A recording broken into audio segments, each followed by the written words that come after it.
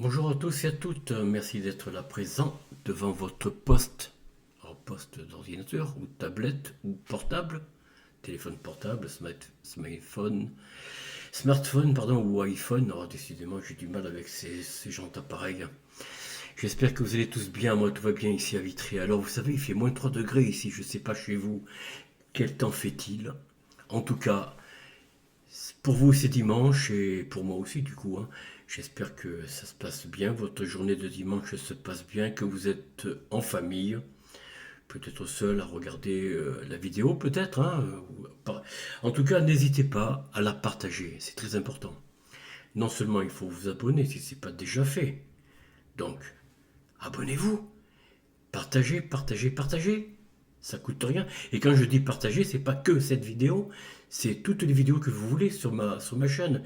Il n'y en a il y a aucune restriction sur mes vidéos, à moins que YouTube, peut-être. Mais moi, de mon côté, il n'y a aucune restriction. Si tant est qu'il y en ait une de la part de YouTube, faites-moi le savoir, hein, au cas où. Alors, partagez, mettez un pouce, likez, bien sûr, et bien sûr, activez la clochette, hein, si vous voulez que la chaîne grandisse, qu'elle prenne de l'importance, de l'ampleur, eh bien, c'est le moment. C'est le moment d'activer la clochette et de vous abonner, bien sûr, hein. Mais enfin, bon. Alors voilà, chers amis, nous allons parcourir l'histoire de notre souverain, enfin du souverain du pays franc, moi que j'appelle la Gaule, parce que pour moi c'est resté la Gaule jusqu'à l'éviction des Mérovingiens. Alors c'est ce que l'on ne vous dit pas. Hein. En fait, on dit que oui, les Mérovingiens n'avaient pas de descendance, donc c'est les Carolingiens, euh, comment dire, par Charlemagne, enfin Pépin le Bref, enfin c'est lui qui a décidé de prendre de la relève. Non, c'est pas comme ça que ça s'est passé. Bon, enfin, je sais pas quelle version ils vont donner, on verra bien, nous le lirons ensemble. Pour le moment, nous allons voir un petit peu le parcours du règne de Thierry II, donc roi mérovingien, je le dis, une illustration sous... D'accord. Bon, enfin voilà, je vous donne un petit peu les titres, hein, de ce roi. Donc Thierry le deuxième, roi des Francs, d'Austrasie et des Burgondes, de 612 à 613, un an, c'est pas très vieux.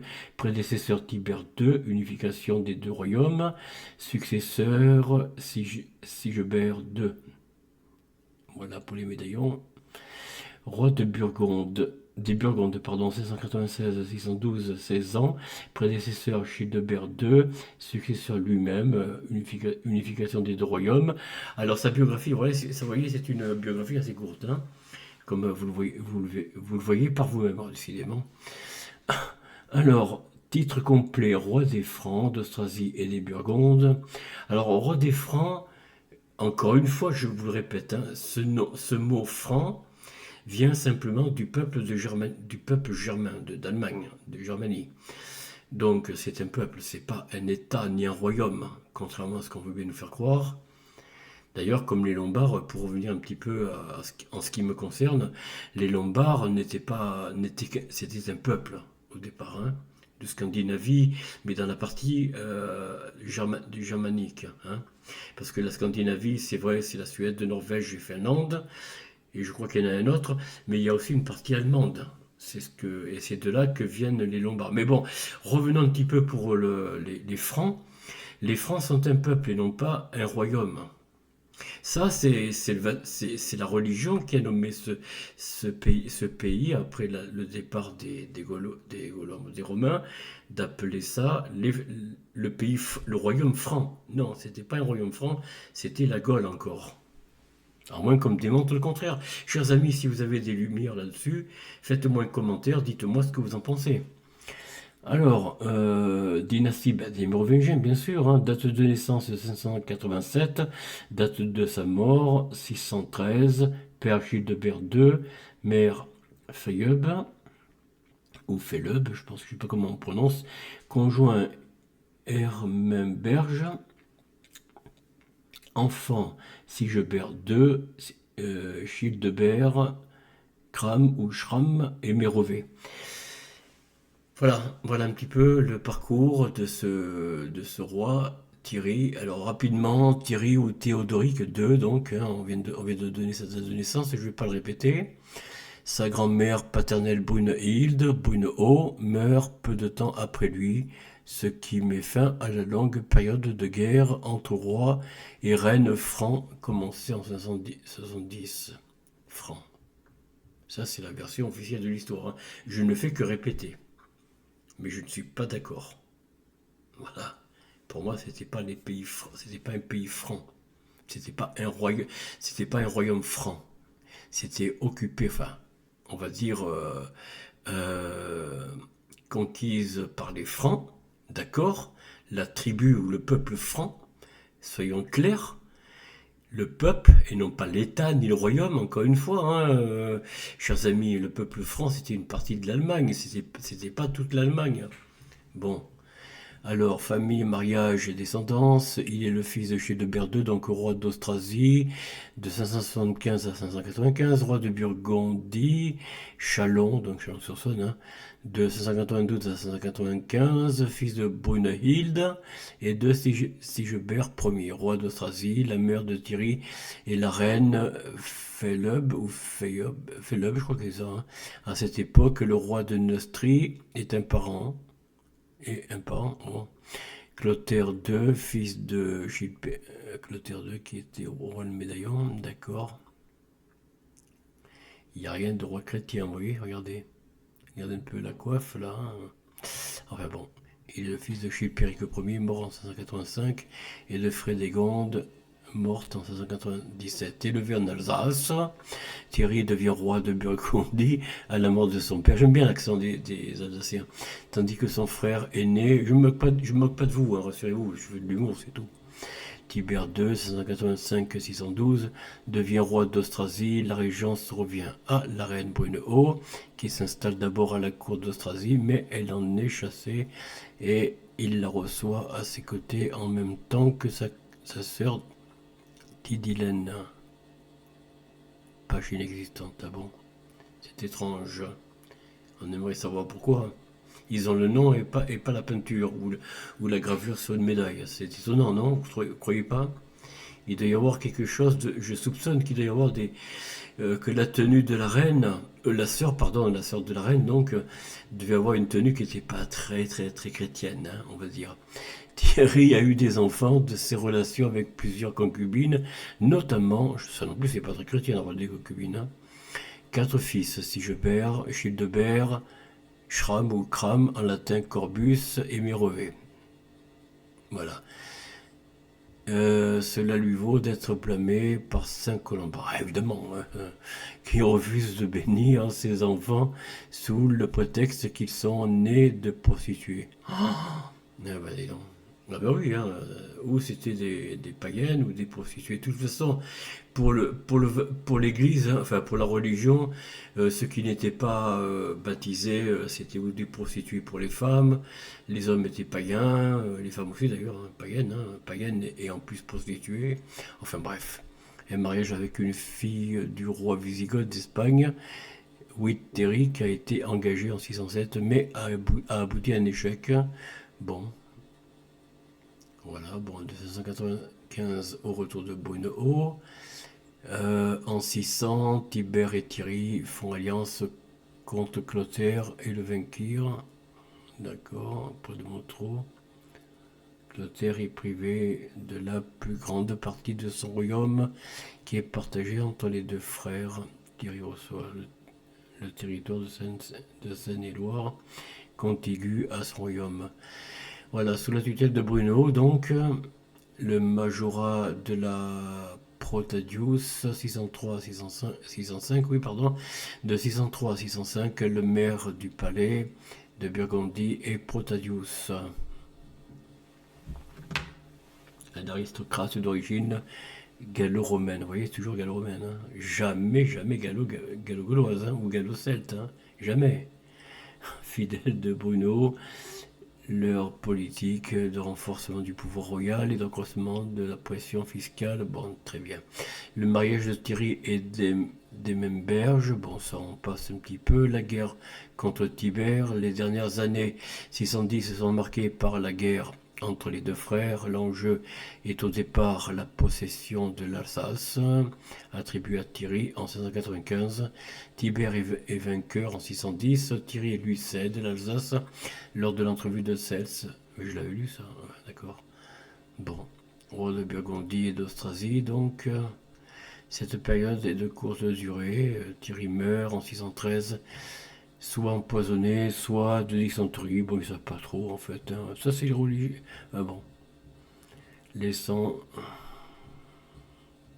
laissant son royaume à son fils aîné, Sigebert II, qui ne règne guère, puisqu'il est capturé avec son frère Kram et exécuté avec lui sur ordre de Clotaire II, ainsi que la reine Brunehaut. Mérové, qui est le filleul de Clotaire II, échappe à la mort, mais est enfermé dans un monastère colombanien pour le restant de ses jours. Ben dis donc. Le royaume franc se trouve alors réunifié par Clotaire II. Voilà, chers amis, un petit peu le... Voilà. Après, il y a les biographies, les ouvrages, différents articles, liens externes et des notes. Voilà, chers amis, cette vidéo est relativement courte, hein, je vous l'accorde, je vous le concède. Ah tiens, j'aurais pu mettre le micro ici, c'est un peu mieux, on m'entend mieux d'ailleurs.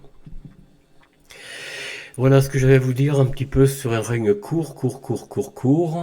Faut dire que bon, il n'y a pas grand chose, on peut pas se dire que... Voilà la bataille. Alors là, c'est quoi? C'est la scène de la guerre entre Thierry Ier et Tibère II, son frère. Grande chronique de France. Voilà, chers amis. Bon, je vais pas continuer à parler de la Gaule et de ce qu'on appelle le royaume franc, parce que je pense que le royaume franc est une interprétation un peu audacieuse. Moi, j'aimerais bien qu'on me donne des preuves, hein, parce que pour moi, la Gaule ne s'est pas arrêtée ni complètement éteinte, même si beaucoup de preuves ont été détruites sous César, mais il y avait quand même le territoire gaulois retrouvé. Après le départ des Romains, enfin, après les avoir chassés, c'est ce que je veux dire, hein, chers amis, ne l'oublions pas. Est-ce que j'ai mis au fait le micro? Je sais pas, oui, c'est bon.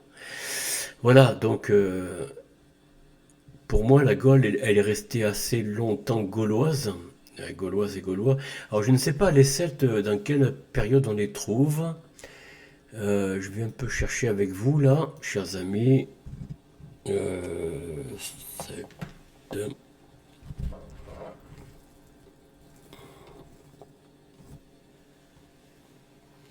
Civilisation préhistorique, oui, d'accord. Bon, déjà, ça commence bien. Il donne On va voir ce que disent déjà Wikipédia. Oui, c'est la source officielle, hein, Wikipédia. C'est eux qui, sur Internet, sur la toile, ont pignon sur rue. Si vous cherchez vraiment la véritable histoire de cette période, allez voir chez Oleg de Normandie, Pagan TV, dont je mettrai le lien, probablement. En attendant, les Celtes continuent. Alors, les Celtes constituent un groupe social durant la protohistoire européenne, un groupe de population indo-européenne, parlant des langues celtiques, le norrois notamment, hein, ils n'en parlent pas, mais et présentant une certaine unité culturelle, bien que les interactions culturelles de l'Europe celtique ancienne demeurent incertaines. Oui, ça, c'est vous qui le dites. Et controversé, oui, ça, encore, c'est vous qui le dites. Par ailleurs, la connaissance du processus de diffusion territoriale des anciennes populations celtiques reste à améliorer. Évidemment, on fouille dans les mêmes... Bon, bref. Mais moi, j'aimerais savoir un petit peu... voilà, oui, avant Jésus-Christ, bien sûr. Hein. La culture celte. Noyau territorial.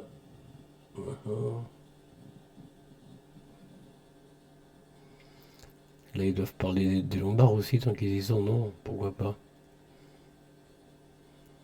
Voilà, vous voyez la lance, l'épée plutôt, pardon. Vers 60 ans avant Jésus-Christ. Voilà, les Celtes, c'était avant les Vikings, bien sûr, hein. Les Vikings, comme je vous l'ai dit, c'est au 8e siècle après Charlemagne.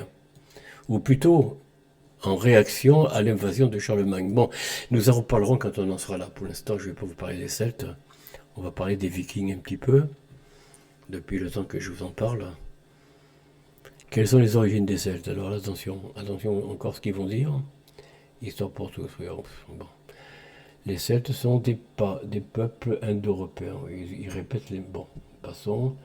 De la vallée du Danube, qui se sont installés dans une grande partie de l'Europe de l'Antiquité, des peuplades. Ils ne donnent pas de date, hein, par contre, enfin de date approximative. Ah si, 2000 ans avant Jésus-Christ quand même. Les Celtes étaient un peuple indo-européen originaire d'Asie, bon d'accord, centrale, et installé en Russie méridionale vers 2500 avant notre ère, au début de l'âge du bronze. Leur aristocratie militaire effectua de nombreuses expéditions de pillage au Proche-Orient et en Grèce, puis le groupe se dispersa vers 2000 ans avant Jésus-Christ. Une partie des Celtes se dirigea vers la mer du Nord. Enfin bon, ils ne donnent pas de date, oui. Voilà. Bon, chers amis, voilà, je voulais pas m'étaler de trop parce que bon, je vois bien qu'il y a quelque chose qui ne tourne pas rond. Il se garde bien de donner des dates, hein, c'est ce que je pensais. Et pour la raison est simple, hein, c'est que les dates, elles vont fâcher. Oula, excusez-moi, elles vont fâcher les croyants, hein, enfin, on va dire le clergé, le Vatican, quoi. Donc faites attention quand vous lisez une histoire sur Wikipédia ou Histoire pour tous ou encore d'autres sources officielles, hein, attention, reconnues par le Vatican, parce que ce qui ne va pas dans ce sens, c'est attaquer la vérité, parce que eux seuls ont la vérité, hein. Ah oui, oui. Les inquisiteurs ont seuls la vérité. Vous voyez, l'inquisition intellectuelle ne s'est pas arrêtée après l'inquisition au XVIe siècle. Elle continue même aujourd'hui. La vérité est bannie. Elle est bannie, pas seulement dans l'enseignement, mais déjà dans l'enseignement, justement pour préparer le non-savoir aux jeunes élites.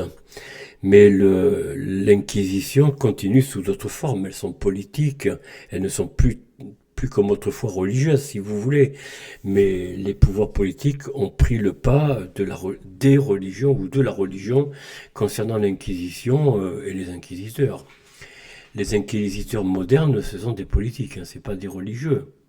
Bah oui, hein, même si le Vatican cache encore beaucoup de choses, mais c'est surtout les politiques qui ne veulent pas que vous sachiez, chers amis. Donc qui ressortent les livres écrits par des religieux, généralement, admis lors de l'Inquisition au XVIe siècle cette fois.